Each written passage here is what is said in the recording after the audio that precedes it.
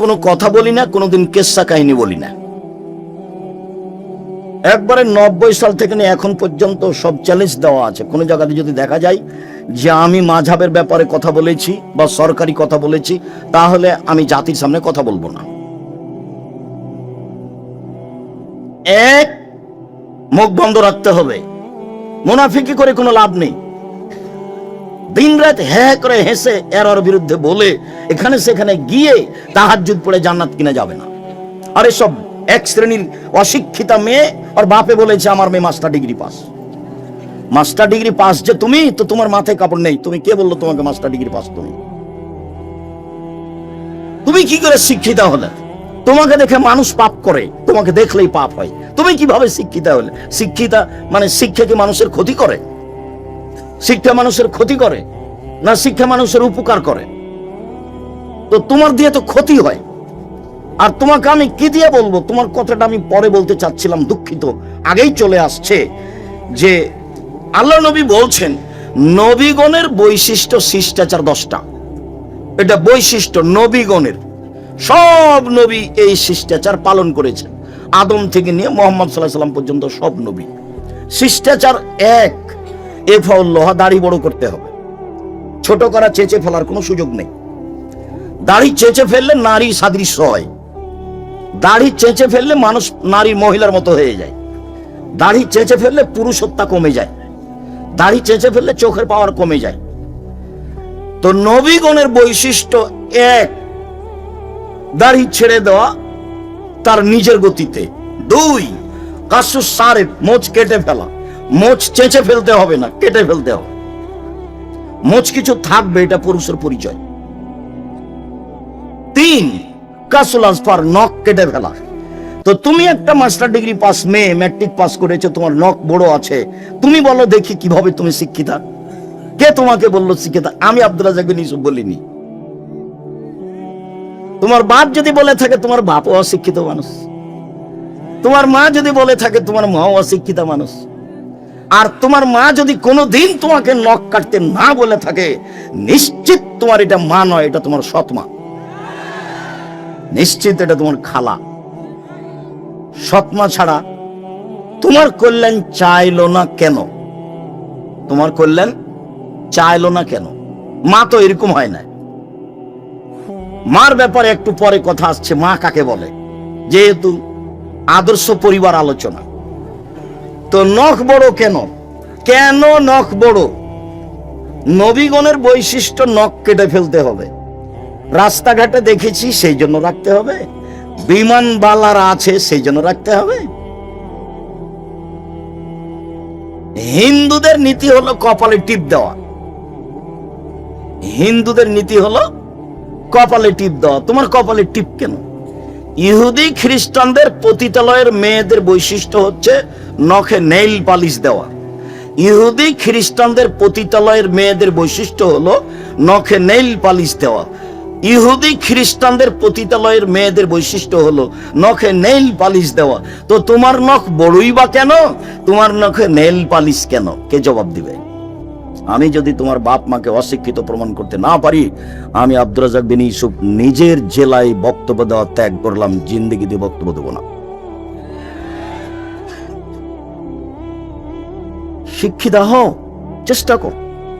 মানুষই চেষ্টা করতে পারে, গরু ছাগল নয়। পশু প্রাণী পারে না। নাক ফুলেবে, বগলের লোম উঠিয়ে ফেলতে হবে। নারী পুরুষ একই হুকুম।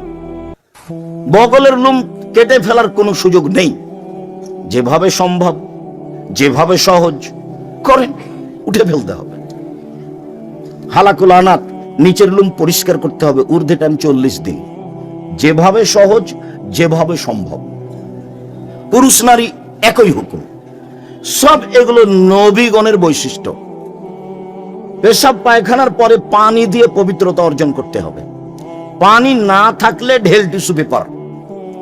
পানি আছে তখনও কেউ যদি ঢেল টিস্যু পেপার নেই, তাহলে সে রাসূলকে অপমান করল। আর যারা বোঝেছে যে আগে ঢেল টিস্যু পেপার, পানি পরে পবিত্রতার জন্য, তারা রাসূলের সাথে অন্যায় আচরণ করেছে। 40 কদম হাঁটার তো কোনো প্রশ্নই আসে না। পায়ের উপরে পা উঠিয়ে খক খক করে কাশার তো কোনো প্রশ্নই আসে না। আমি 1 মিনিটের জন্য ধরে নিলাম, এই ছেলে প্রস্তুত থাকো, কথা যেন কোনোটা মিস না হয়। শোনো, পবিত্রতা তো ভালো কাজ, তো স্বামী 40 কদম হাঁটবে পবিত্রতার জন্য ঢেল নিয়ে, স্ত্রীকে ঢেল নিয়ে 40 কদম হাঁটা লাগবে না? ধর্ম কি একজনের জন্য? স্ত্রীকে পায়ের উপরে পা উঠাতে হবে না? স্ত্রীকে পবিত্রতার জন্য খক খক করে কাশতে হবে না? ভুল হিসাব। রাসূলের কাছে থাকেন, পথ সহজ হবে। বলছে আব্দুর রাজ্জাক সাহেব, বেশ কিছুক্ষণ ঢেল নিয়ে থাকার পরে থাকি এই জন্য যে পেশাব আসছে বলে মনে হয়। 40 ঘন্টা পরে যদি আপনি টিস্যু ফেলেন তবুও মনে হবে যে পেশাব আসলো মনে হয়। কেন? শয়তান এখন আপনাকে বোকা বানিয়েছে। আল্লাহর নবী বলছেন যে মসজিদ থেকে বের হবা না বায়ুর শব্দ স্পষ্ট কানে না শুনলে, আর বায়ুর গন্ধ স্পষ্ট নাকে না আসলে। কেননা শয়তান পেশাব পায়খানা রাস্তায় চলাচল করে। তুমি যদি সন্ধ্যের মধ্যে পড়ো তাহলে শয়তান তোমাকে বোকা বানাবে। আপনি এখন বলেন যে পেশাব এসে যদি কাপড় ভিজে যায় তবু আর উজু করবো না, এই সর সর শয়তান সর, কাপড় ভিজে যাক তুই সর এখান থেকে, তারপরে কোনো কথা, নইলে আপনি টিকতে পারবেন না। পাপের জন্য কাঁদুন, কথা এখানে সংক্ষিপ্ত করছি, একটা কথা থাকলো, পাপের জন্য কাঁদুন। রাসূল সাল্লাল্লাহু আলাইহি সাল্লাম বলেন, লা ইয়ালিজার রাজুলুন নারা বাকা মিন খাশিয়াতিল্লাহ হাত্তা ইয়ালিজাল লাবানু ফি দারে। গাভীর বাট ওলান থেকে চাপ দিয়ে দুধ বের করে ভিতরে ঢোকানো যায় না যেমন, আল্লাহর ভয়ে কাঁদে যে সে জাহান্নামে যাবে না তেমন। এই ছেলে দেখো তো, ওই যে বাচ্চাগুলি কথা বলছে, তোমরা যারা আমাদের এখানে সহযোগিতা করতে এসেছো, ওই বাচ্চাগুলোকে একটু তোমরা কন্ট্রোল করো না। ও তো আমার অসুবিধা করছে, আরো তো 5 জনের অসুবিধা করতেই পারে। আর তোমরা যারা এই পাড়ার ছেলে, আজকে তো তোমরা বক্তব্য শুনতে পাবা না, আজকে আমাদের সহযোগিতা কর। গাভীর বাঁটে ওলানে চাপ দিয়ে দুধ বের করে ভিতরে ঢোকানো যেমন অসম্ভব, আল্লাহর ভয়ে কাঁদে যে তার জাহান্নামে যাওয়া তেমনি অসম্ভব। জান্নাত পাওয়ার সুবিধাজনক একটা বিশাল বড় পয়েন্ট, সেটা হলো রাতে আল্লাহর ভয়ে কাঁদা। আর যখন আল্লাহ নবী বলেছেন যে আল্লাহর কাছে 4টা জিনিস সবচেয়ে প্রিয়, তার 1 নম্বরে যেটা আছে সেটাই সহজ, বাকি 3টাই কঠিন। 1 নম্বরে আছে যে আল্লাহর ভয়ে 1 ফোঁটা চোখের পানি, এটা আল্লাহর কাছে যত প্রিয়, হজ তত প্রিয় নয়, রামাজানে সিয়াম তত প্রিয় নয়, তাসবিহ তাহলিল জিকির আজকার তত প্রিয় নয়। 1 ফোঁটা চোখের পানি আল্লাহর কাছে যত প্রিয়। নিজেকে জাহান্নাম থেকে বাঁচাও, আল্লাহর ঘোষণা। আপাতত আজকের মতো জাহান্নাম থেকে বাঁচার 3টে পথ বলে গেলাম, 1 হাদিস থেকে, মনে থাকবে না মনে হয়। 1, মুখ বন্ধ রাখতে হবে। 2, জরুরি প্রয়োজন ছাড়া বাইরে যাওয়া যাবে না। তাই বলা হয়েছে দোকানে বসে আড্ডা পিটা হবে না। দোকানেতে ল্যাংটা মেয়ে নাচে, সেটা কেন এখানে? সেটা কেন? আল্লাহ নবী মুহাম্মদ সাল্লাল্লাহু আলাইহি ওয়াসাল্লাম বলেছেন, লা ইয়াকুনান্না ফি হাযিল উম্মাহ খাসফুন ওয়া মাসখুন ওয়া কাযফুন। আমার উম্মতের উপরে 3টে বিপদ নেমে আসবে। 1, ভূমিকম্প হবে। 2, আকার আকৃতি পরিবর্তন হবে। সন্ধ্যায় থাকবে মানুষ, সকালে হবে শোর বানর, একটা হুবাহু শোর হয়ে যাবে। আমার উম্মতের উপরে 3টে বিপদ নেমে আসবে 3টা পাপের কারণে। 1, ভূমিকম্প হবে। 2, আকার আকৃতি পরিবর্তন হবে। সন্ধ্যায় ছিল মানুষ, সকালে হবে শোর বা বানর। 3, সমস্যা নেমে আসবে। মসজিদে মারামারি, মাদ্রাসায় মারামারি, রাস্তাঘাটে কেউ কাউকে মানে না, জিনিসের দাম বেড়ে যায়, কোনো জিনিস কন্ট্রোলে নেই, সমস্যা নেমে আসবে। পাপ 3টে। 1, ওয়াযালিকা ইযা যারাবু বিল মাআসিফ, এটা শারাবুল খুমরা, যখন মানুষ নেশাদার দ্রব্য পান করবে। এলাকাতে নেশাদার দ্রব্য আছে কিছু, যদি এটা চাঁপাইনবাবগঞ্জ না থাকারই কথা। দেখো অন্য জেলাতে যাই তখন নিজের জেলার খুব প্রশংসা করি, শিক্ষা দীক্ষা জ্ঞান গরিমা চাকরি বাকরি। বিদেশে যখন যাই তখন বলি, আরে তোমরা তো কাজ করতে এসছো, রাস্তাঘাটে কাজ করো। চাঁপাইনবাবগঞ্জের মানুষ চাকরি করে, দিনরাত তোমাকে নিয়ে আমি গর্ব করি। দেখো আমার গর্ব নষ্ট করো না। বিড়ি তামাক জর্দা সিগারেটকে চিরদিনের জন্য একবারে করে দাও, হারাম করে দাও, ও যেন তোমাকে দমাতে না পারে। একবারে শক্ত অবস্থানে যাও। বিড়ি তামাক জর্দা সিগারেট গুলো নেশাদার দ্রব্য চিরদিনের জন্য হারাম। রাসূল সাল্লাল্লাহু আলাইহি ওয়াসাল্লাম বললেন, আমার উম্মতের উপরে 3টা বিপদ নেমে আসবে 3টা পাপের কারণে। এক, আমার উম্মত যখন নেশাদার দ্রব্য পান করবে তখন 3টা বিপদ নেমে আসবে। 2, জাহারাতিল কায়নাত, মেয়েরা যখন নাচবে। সব মোবাইলে মেয়ে নাচে, সব দোকানে মেয়ে নাচে, প্রায় সব বাড়িতে মেয়ে নাচে। বড় বিশাল টিভি আছে, ইন্ডিয়ান মেয়ে নাচছে, জান ঠান্ডা হয়ে যাচ্ছে, কলিজা সহাত হয়ে যাচ্ছে, চক্ষু ঠান্ডা হয়ে যাচ্ছে, ধর্ম পাগল হয়ে গেছে। রাসূল সাল্লাল্লাহু আলাইহি সাল্লাম বলেন, 3 শ্রেণীর মানুষ জান্নাতে যাবে। তার এক শ্রেণীর মানুষ হচ্ছে অপর নারীকে দেখে যে চক্ষু নিচু করে। নেন এবার তোমার বড় মোবাইলের কি হবে? আমার কাছে একটা বাটন ছোট মোবাইল আছে, রিং হলে আমি শুধু অন করতে পারি। তুমি আমাকে বলেছো যে আব্দুর রাহিক সাহেব আমার নামটা একটু সেভ করে রাখতেন, কিন্তু আমি সেভ করতে পারি না, আমি শুধু অন করতে পারি। ও দিয়ে জামিয়া সালাফিয়া চলে, মানুষের সাথে ওইটা দিয়েই কথা বলি। এদেশের সর্ববৃহৎ প্রতিষ্ঠান, শিক্ষা গুণে, শিক্ষক গুণে, শিক্ষক সংখ্যায়, ছাত্র সংখ্যায়, প্রতিষ্ঠানের আয়তনে এদেশের সর্ববৃহৎ প্রতিষ্ঠান জামিয়া সালাফিয়া। জামিয়া সালাফিয়াতে ইন্ডিয়ান, সৌদি আরব, বাংলাদেশের প্রায় 300 জন শিক্ষক শিক্ষিকা প্রতিষ্ঠানে পাঠদান করে থাকেন। এখন চলমান 4 জন আছেন মদিনা বিশ্ববিদ্যালয়ের, 4 জনই টিচার, তারা ওখান থেকে এসে শিক্ষা দিচ্ছে। সেদিন আপনারা দেখে এসেছেন, তার নাম জামিয়া সালাফিয়া। জামিয়া সালাফিয়ায় প্রায় 5000 ছেলে মেয়ে পড়াশোনা করে, 519 জন ইতিম আছে। জামিয়া সালাফিয়া ডাঙ্গিপাড়া পবা রাজশাহী প্রায় 40 বিঘা জমির উপর অবস্থান করে। মেয়েদের যেটা শাখা এখন করতে যাচ্ছে সেটা 60 থেকে 70 বিঘা। যেটা রূপগঞ্জ জামিয়া সালাফিয়া ঢাকা, সেটা প্রায় 100 বিঘা জমির উপরে, 22 বিঘা মেয়েদের জন্য। সর্বোচ্চ প্রতিষ্ঠান এদেশের শিক্ষা মানে, শিক্ষা গুণে। শিরক মুক্ত প্রতিষ্ঠান জামিয়া সালাফিয়া, বিদআত মুক্ত প্রতিষ্ঠান জামিয়া সালাফিয়া, দল মুক্ত প্রতিষ্ঠান জামিয়া সালাফিয়া, সংগঠন মুক্ত প্রতিষ্ঠান জামিয়া সালাফিয়া, হিংসা মুক্ত প্রতিষ্ঠান জামিয়া সালাফিয়া, দেশের সর্ববৃহৎ প্রতিষ্ঠান জামিয়া সালাফিয়া। জামিয়া সালাফিয়া চাঁপাইনবাবগঞ্জের প্রতিষ্ঠান। চাঁপাইনবাবগঞ্জের লোক এটা করছে, চাঁপাইনবাবগঞ্জের লোকের জন্য এটা গৌরব। অতএব আমি আপনার ছেলের সার্বিক কল্যাণ কামনা করি, এ কথাই ঠিক। সম্মানিত দ্বীনী ভাই বোন, রাসূল সাল্লাল্লাহু আলাইহি সাল্লাম বললেন, মেয়েরা যখন নাচবে তখন 3টা বিপদ নেমে আসবে। 2, 3, ওয়াজারাবু বিল মাযিফ, যখন বাদ্যযন্ত্র প্রকাশ পাবে তখন 3টা বিপদ নেমে আসবে। সব বাড়িতেই বাজনা বাজে, সব দোকানেই বাজনা বাজে, সবার কানেই বাজনা চলে, ল্যাংটা মেয়ে নাচে সবার কানে। আল্লাহ নবী বললেন, যখন মানুষ উজু করে মুখমণ্ডল ধয়, তো মুখমণ্ডলে যা পাপ হয়েছে সব পাপ পানির সাথে, পানির শেষ ফোঁটার সাথে ঝরে যায়। মুখমণ্ডলে কি পাপ হয়? আল্লাহ নবী বলছেন, আইনানে তাজনের জেনা হুমান নাজর, 2 চোখের জেনা হচ্ছে চোখ দিয়ে দেখা। অলাইনানে জেনা হুমাল ইস্তেমাও, 2 কানের জেনা হচ্ছে কান দিয়ে শোনা। অল মুখ অল ফাম জেনাহাল নতক, মুখের জেনা হচ্ছে কথা বলা। এগুলো সব মুখমণ্ডলে আছে। এগুলো বড় বড় জেনার মাধ্যম, কান জেনার মাধ্যম, চক্ষু জেনার মাধ্যম, মুখ জেনার মাধ্যম। বুঝুনি তুমি? না বুঝে তুমি মেয়েটার সাথে দিন রাত গল্প করো প্রেমের জেনার, তুমি মনে করো কেউ দেখে না। ভুল হিসাব তোমার। তুমি মারিয়ামের মতো ভুলে যাও। মারিয়াম বলেছিল, কুনতু নাসিয়া মানসিয়া, আমি জাতির কাছে এমন হতে চাই, আমি মারিয়াম, এটা কেউ জানবে না যে আমি মারিয়াম। কেন?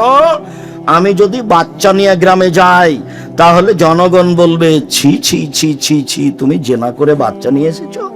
তুমি বাইতুল মুকাদ্দাসে মসজিদে থাকো, মসজিদ ঝাড়ু দাও, তুমি এমন কাজ করো, আমি কি দিয়ে বুঝাবো গ্রামবাসীকে? বাচ্চা নিয়ে গ্রামে ঢুকলেন, তখন গ্রামের লোকেরা বলল, ছি ছি ছি ছি ছি ছি ছি, তোমার মা ভালো, তুমি এত খারাপ। ছি, তোমার বাপ ভালো, তুমি এত খারাপ। তো আমি মারিয়াম নাসিয়া মানসিয়া হয়ে যেতে চাই, কেউ যেন না জানে আমাকে। ওই মেয়েটার নাম্বার তুমি চিরদিনের জন্য ভুলে যাও।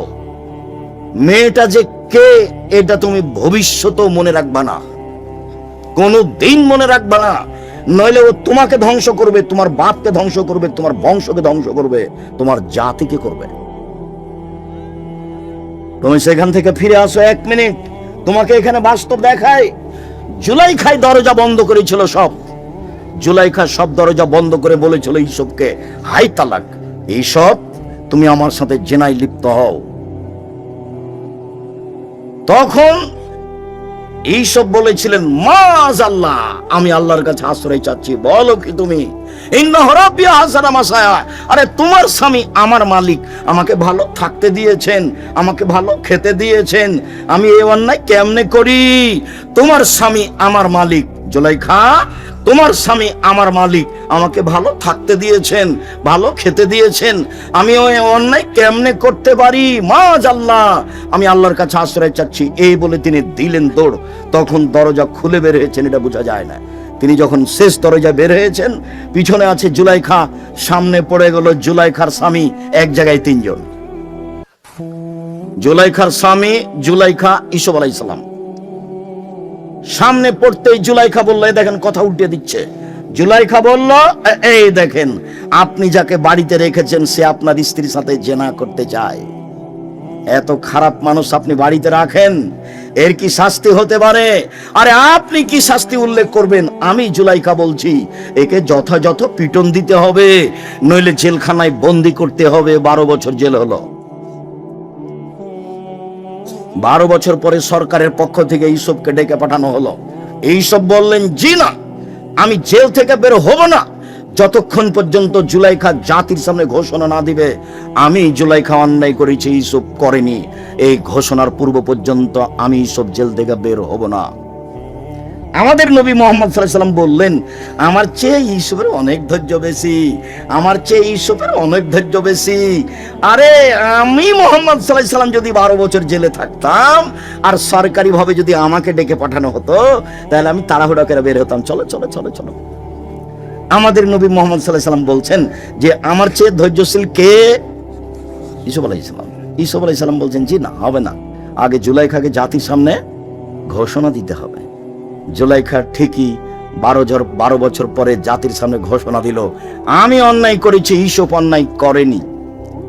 এই যে দেখছেন না, নারী হলো 3 জানের বড়ি, নারী হলো 3 জানের বড়ি। গোপন কথা বলা হবে না, সাথে সাথে তার ফাঁদে পড়া হবে না, তার ফাঁদে পড়লে সবকিছু হারিয়ে যাবে।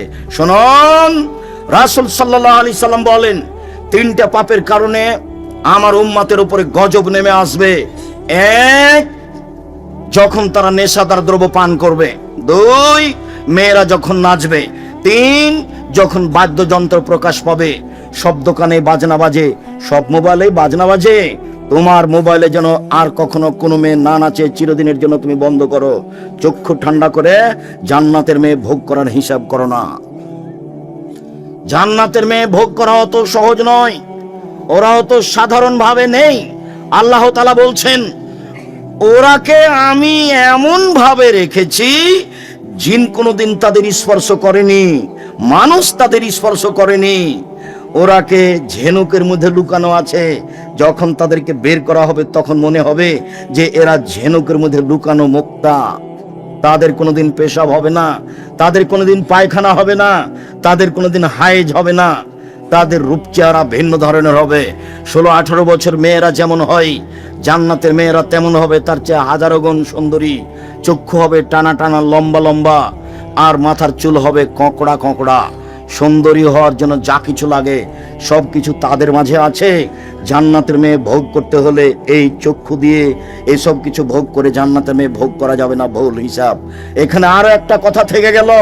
আল্লাহ নবী বলছেন, সালাসাতুন লা ইয়াদখুলুল জান্নাহ আবাদা, 3 শ্রেণীর মানুষ জান্নাতে যাবে না, কখনো যাবে না। 3 শ্রেণীর মানুষ জান্নাতে যাবে না, কখনো যাবে না। 1, দায়ুস, যার ছেলে মেয়ে স্ত্রী পর্দায় থাকে না। গ্রামের সবাই নাকি চাচা, গ্রামের সবাই নাকি বড় ভাই, সবাই নাকি ছোট ভাই, ধর্ম এইভাবে আছে। তাহলে তো বিবাহের মতোই হয়ে গেল। থুবড়া খাওয়াচ্ছে, তখন ওই লোকটার সামনে মেয়েটা বসে আছে, এটা তো চাঁপাইনবাবগঞ্জ। তো মেয়েটা বসে আছে আর ওই লোকটা তার মুখে ক্ষীর তুলে দিচ্ছে। কত নোংরা নীতি বিবাহের! ছি ছি ছি ছি ছি। বউয়ের মুখে ক্ষীর তুলে দিতে হয়, বউয়ের মুখে দিতে হয়। ওকে বউ, ওই মেয়েটার বিবাহ হবে তাই থুবড়া, তাই সবাই গ্রামের লোক থুবড়া খাওয়াচ্ছে। আর মহিলাগুলো গীত বলছে আর বলছে টাকা দিলে মুখ খুলবো। থুবড়া চিরদিনের জন্য হারাম। থুবড়া শব্দর মুখের উপরে পেশাব করে দিতে হবে, দিয়ে বলতে হবে থুবড়া পৃথিবীতে নেই। 20 বছর পরে কেউ যদি বলে থুবড়া, তাহলে আর কেউ বলবে কি গো, থুবড়া কি জিনিস গো? আচ্ছা, থুবড়া শব্দ কি তাহলে ডিকশনারিতে দেখতে হবে নাকি, কি সেটা এমন হতে হবে? যেমন ডুলি বিবি শব্দ চিরদিনের জন্য হারাম, ডুলি বিবি শব্দ একবারে ভুলে যেতে হবে। ডুলি বিবি কোনো শব্দই নেই। বিবাহতে গিয়ে মাঝা খরচ দিতে হবে, এটা হারাম। বিবাহতে ছেলের পক্ষ থেকে মেয়ের পক্ষ থেকে যা গেছে আপনার ওই ইয়েতে বরণতাতে ক্ষীরকাঞ্চিতে ছেলের পক্ষ থেকে তার ডবল যাবে, এই নীতি হারাম। মেয়ের বাপকে সবকিছু বেশি দিতে হবে, এই নীতি হারাম। বড় মেয়েদের গীত গাওয়া, এই নীতি হারাম। বউ দেখতে যে টাকা দেওয়া, এই নীতি হারাম। চাঁপাইনবাবগঞ্জের বিবাহের শুরু থেকে শেষ পর্যন্ত একটা কাজ যায় যে এ কথা আমার জানা নেই। শুরু থেকে শেষ পর্যন্ত সবই হারাম। একটা কাজ জায়েজ আমি এই জেলার মানুষ হিসেবে আমার জানা নেই। যদিও এরা একটা কাজ মনে করে যে উকিল বাপ লাগে, উকিল বাপ লাগে। তো রংপুর, দিনাজপুর, লালমনিরহাট, নীলফামারী, কুড়িগ্রাম, পঞ্চগড়, ঠাকুরগাঁ এসব ডিস্ট্রিক্টের মানুষ মনে করে যে উকিল বাপ ধরাই লাগবে। আর চট্টগ্রামের লোক মনে করে যে উকিল বাপই হলো বাপ। আজ থেকে ওই হলো বাপ, ওই মেয়ের বাড়ি যাবে, ও আসবে, এই হলো বাপ ঘোষণা হয়ে গেছে। যাবে আসবে, যাবে আসবে, মরা পর্যন্ত হলো বাপ আর হলো বেটি। কেমন কথা! এ কোন ধরনের নোংরা নীতি? বিবাহের জন্য 4 জন সাক্ষী লাগে না 2 জন লাগে? 4 জন নয়, খাতাতে নিয়ম লিখা আছে, ওটা হারাম। 2 জন সাক্ষী পক্ষে নয়। একটা বিবাহ জায়েজ হওয়ার জন্য কয়টা সাক্ষী? 2 জন, বাস। কোর্টের বিবাহ বাতিল। কোর্টে যদি বিবাহ হয় আর মেয়ে যদি 10 ছেলে হয়ে যায় তো 10টাই হারাম। 10 ছেলের মায়ের বিবাহ পড়াতে হবে। কাকে দিয়ে পড়াতে হবে? ওর বাপকে। বলে ওর বাপ মারা গেছে। তো ওর ভাই বলে ওর বড় ভাই মারা গেছে। তো বলে ওর ছোট ভাই ছোটটাও মারা গেছে। কে আছে? যেগুলো ছেলে জন্ম নিয়েছে সেগুলো আছে। ওর মা আর বিবাহ পড়ায়। বিবাহ পড়াতেই হবে। কোর্টের বিবাহ বাতিল, কোর্টের বিবাহ বাতিল, কোর্টের বিবাহ বাতিল। আমি বলিনি, ও কথা মুহাম্মদ সাল্লাল্লাহু আলাইহি ওয়াসাল্লাম বলেছেন। বলছিলাম আল্লাহ তাআলা বলেন, তোমরা নিজেদেরকে জাহান্নাম থেকে বাঁচাও, পরিবারকে জাহান্নাম থেকে বাঁচাও। দেখি পরিবারকে কিভাবে জাহান্নাম থেকে বাঁচানো যায়। আবু হুরায়রা রাদিয়াল্লাহু তাআলা আনহু বলেন, রাসূল সাল্লাল্লাহু আলাইহি সাল্লাম বলেছেন, কুল্লু মাউলুদিন ইউলাদু আলাল ফিতরা। প্রত্যেকটা ছেলে মেয়ে ইসলামী ধারণ ক্ষমতা নিয়ে জন্মগ্রহণ করে। প্রত্যেকটা ছেলে দাড়ি ছেড়ে দিতে পারবে, এই ক্ষমতা আছে। প্রত্যেকটা মানুষ মোচ কাটতে পারবে, এই ক্ষমতা আছে। প্রত্যেকটা মেয়ে মাথায় কাপড় দিতে পারবে, এই ক্ষমতা আছে। আল্লাহ নবী বলছেন সবাই ইসলামী নিয়ম নীতি ধারণ ক্ষমতা নিয়ে জন্মগ্রহণ করে। পাবো ইউহাবেদানিহি, তার বাপ মা তাকে ইহুদি করে দেয়। ইমাজ্জেসানিহি, তার বাপ মা তাকে আগুন পূজক করে দেয়। ইনাসরানিহি, তার বাপ মা তাকে খ্রিস্টান করে দেয়। বাপ মা ছেলে মেয়েকে যেভাবে গড়ে তুলে সেইভাবে গড়ে উঠে। চাঁপাইনবাবগঞ্জের ভাষাতে সঙ্গ দোষে লোহা ভাসে। এটাই হলো বুখারী মুসলিমের হাদিসের তরজমা। সঙ্গ দোষে লোহা ভাসে। এবার তুমি বলো, মেয়েটা ক্লাস 10-এ পড়ে, তার মাথায় কাপড় নেই, এই কাজটা কে করেছে? ওর মা। আমি বলছি ওটার মা নয়, ওটা ওর সৎ মা। ওর মা বলবে মাথায় কাপড় নিতে বাইরে না, কোথায় যাচ্ছিস? দাঁত ভেঙে দেবে একবারে। ওর মা সব সময় গরম হয়ে থাকবে তার বাচ্চার উপরে। হ্যাঁ, কোথায় গেছিলি এখন? এতক্ষণ গেছিলি কোথায়? ও তো পাহারাদার, আল্লাহ রাসূল বলছে। সঙ্গ দোষে লোহা ভাসে, এটা বুখারী মুসলিমের হাদিসের সারমর্ম কথা। বাপ মা যদি ইহুদি হয়, ছেলে মেয়ে ইহুদি হয়ে গড়ে উঠবে। বাপ মা যদি খ্রিস্টান হয়, ছেলে মেয়ে খ্রিস্টান হয়ে গড়ে উঠবে। বাপ মা যদি আগুন পূজক হয়, ছেলে মেয়ে আগুন পূজক হয়ে গড়ে উঠবে। শুনুন, অনেকদিন বলা আছে 2টা মেয়ে একসাথে জন্ম নিয়েছে। 2জনই সুন্দরী, দেখতেও ভালো, মেধাও ভালো, একই সাথে জন্ম নিয়েছে যমজ। একজনের বিবাহ হয়েছে কথার কথা আওয়ামী লীগের ছেলের সাথে, আর একজনের বিবাহ হয়েছে বিএনপি ছেলের সাথে। দুই বোনে এখন আর কথা বলে না, একসাথেই থাকতো, একসাথেই চলতো, একসাথেই খেত। ওর প্রতিক্রিয়া এর ভিতরে ঢুকেছে, ওর প্রতিক্রিয়া এর ভিতরে ঢুকেছে। এটাই শেষ পর্যন্ত হাদিস এরকমই থাকবে। এক খেয়ালে চেয়ে থাকবেন, আমি আপনার সাথে আছি কিছুক্ষণ। সম্মানিত দিনী ভাই বোন, আবু হুরায়রা রাদিয়াল্লাহু তাআলা আনহু বলেন, রাসূল সাল্লাল্লাহু আলাইহি সাল্লাম বলেছেন, কুল্লু নাফসিম মিন বানি আদম সাইয়্যিদ। আদম সন্তানের পুরুষ নারী সবাই দায়িত্বশীল, সবাই নিজের নিজের নিজ নিজ দায়িত্ব পালন করবে। আদম সন্তানের সবাই দায়িত্বশীল।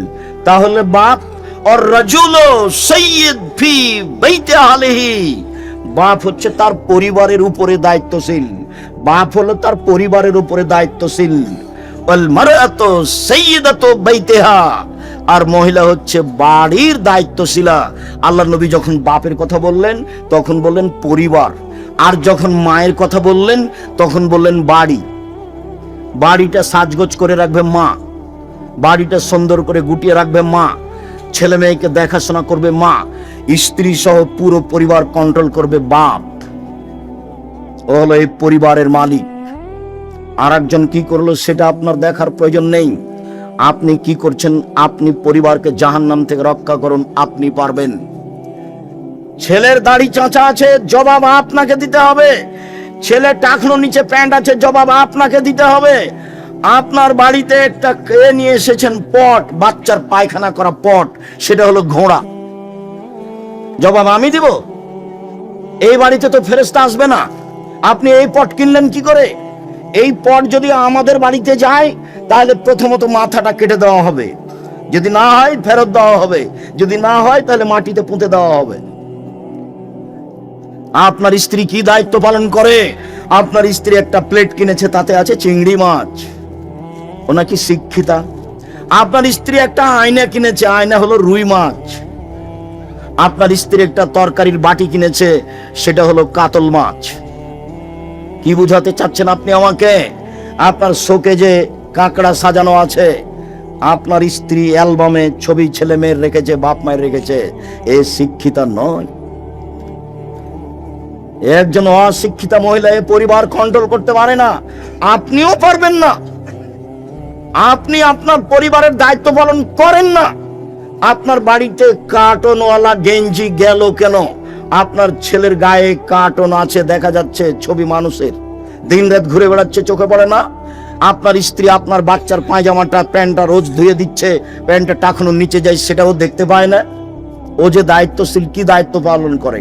আপনি যে দায়িত্বশীল, কি আপনি দায়িত্ব পালন করেন? সম্মানিত দিনী ভাই বোন, আব্দুল্লাহ ইবনে ওমর রাদিয়াল্লাহু তাআলা আনহু বলেন, এই ছেলে বসো, অল্প সময়, আপনি বিরক্ত হয়ে আমাকে কষ্ট দিবেন না। আর আমি তাফসীর মাহফিল করতে আসিনি যে আপনি বাদাম খাবেন আর আমি কিসসা কাহিনী বলবো, এরকম কাজ আমি করি না। আর তাফসীর মাহফিলের কথাটা আসতে আপনার সাথে আমি একটা কথা বলে রাখছি। আমি আব্দুর রাজ্জাক বিন ইউসুফ আপনার বাড়ির মানুষ। আমি চাঁপাইনবাবগঞ্জের মানুষ, মানে আমি আপনার বাড়ির মানুষ, আপনার বাড়ির মানুষ আমি হতে চাই। আপনি উপেক্ষা করে কিছু করলে জবাব আপনাকে কিয়ামতের মাঠে দিতে হোক, এটা আমি চাই না। শুনুন, আল্লাহ রাসূল বললেন, পৃথিবীর মানুষ বাল্লিগু আন্নী ওয়ালা, আমার একটা কথা জানা থাকলে অন্যকে বলো। পৃথিবীর মানুষ আমার একটি কথা জানা থাকলে অন্যকে বলো। দুই, ওয়া হাদিসু আন বানি ইসরাঈল ওয়ালা হারাজ, বানি ইসরাঈলের কাহিনী বলো, কোনো দোষ নেই। বানি ইসরাঈলের কাহিনী বলো, কোনো দোষ নেই। আমান কাযাবা আলাইয়া মুতাআম্মিদান ফালিয়াতাবাওয়া মাকাদাহু মিনান নার, কেউ যদি কোনো কথা আমার নামে বলে, সেই কথা যদি আমার